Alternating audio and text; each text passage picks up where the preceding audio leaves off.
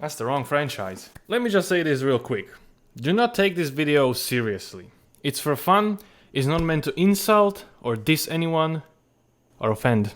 Anyway, you know, who gives a fuck who I offend. Episode 1 of Helluva Boss is finally out and we can view its glory in its entirety. Last year I did something strange in which I pointed out all the mistakes from the pilot episode that I could find. Now it was a 50-50, 50 on actual mistakes like characters clipping and so on, and the other 50 was just me pointing out jokes or poking fun of them. This time will be no different. But, here's the but. I legitimately could not find any huge mistakes like last time, only just a few bigger ones. But usually it's just slip-ups or it could be design choice. Now, there are situations like objects are facing a different direction compared to the next or previous shot. For example, the arrow here travels from right to left 3 times in a row in 3 shots, even though that wouldn't really make sense if you look at the layout of the room. Or another example is the teacher's desk is facing the corner on the presumable other side of the room, but after a bit it moves to be perpendicular to the other wall on the other side. So I won't count all of these situations because in that case it's more than nitpicking. And I would find that a little bit annoying. There are some, but not all of them. Nevertheless, it is an absolutely fine crafted cartoon. The background music, overall art or background images, sound and video effects, voice acting. Oh, everything is just so good. Right off the bat we have this little guy whose glasses don't know how physics should be working. Well, that's a bit rude. In this front view of the imp offices we can see that on the left and right there's roads and buildings. But later on there will be parking lots. That whore survived. Now they all call her a hero. Between the talk shows and donation bullshit, she made so much goddamn cash. Getting shot was the best thing to happen to her. Okay, I understand that she's mad and pissed and all, but how does she know all this information from hell? Do they have like a satellite TV or something that connects to the overworld so they can see news from there? One of a few instances where hair clips through the eyelashes. Maybe this girl gets off to bullying Australian kids online. That is oddly specific. When Millie jumps into Moxie's arms, a curved line will appear for a few frames between them. For some reason, floor 4 and 7 are missing. I mean, it's probably some kind of a reference, but hey. After Blitz shoots his rifle, a cartridge ejected from said rifle appears between us and Moxie, even though it should appear between Moxie and the rifle. Weird hair clipping again. Of all the places Blitz could have been shot, he was shot at the other side of where the shot itself came from. This one is a kind of a stretch, but up until now we only seen Blitz and Moxie, but all of a sudden Millie jumps out of the bushes as well.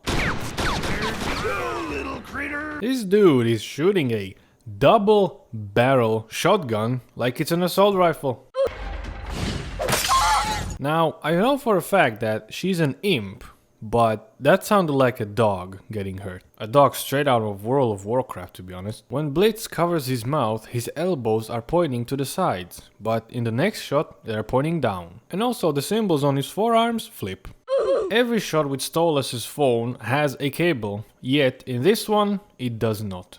And also one minor thing to point out. At no point Stolas acknowledges or notices that Blitz is getting fucking shot. Or he just doesn't care. Oh no, I'm so powerless. What should I do? It's not like I could totally reach for the triggers on that shotgun and fire it. This is the only shot where Moxie has a lot of ropes around him, yet in others there's just 3. We see Moxie with a shotgun going down the path, but when he arrives there and shoots the bitch, he has a sniper rifle. And then later on when he goes back again to the house, he has a shotgun. And also he's already winded, yet he just jumped out of the window. In this shot, Ralphie is basically done pouring the gasoline, yet in the next shot, he has still a lot left in the canister. While chasing after Blitz, capturing him and bringing him here, she had the time to change her earrings. Martha has shredded pants, yet in this shot she doesn't, and then in the next shot they're shredded again. Their eyes are above the fire layer. Oh, one more thing. Fire doesn't affect beings of hell. Thank you! This is not really a mistake. I just wanted to point out the nice touching detail where she got her head blown off, but there's still parts of her brain and skull, and even some fluids. You know, it's nice. Stolas is still going strong. We got it, boys.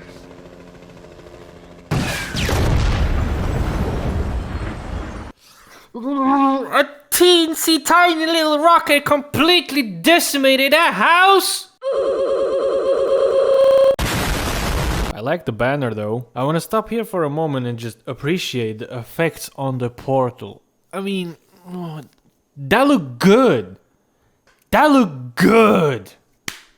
And there you go. That is Helluva Boss episode 1 Mistakes. Now, I know it could be viewed as I'm completely nitpicking, kind of, and I am. And it's still just an amazing cartoon with so much detail put into it and so much love. But there were a lot of more stuff that I could have put in there, but I just didn't because it was kind of the same and it could be viewed as I'm nitpicking even more. But anyway, thank you for watching or listening. You have a good one. We're out this bitch. Peace. Once again, I had one hell of a fun time making this video.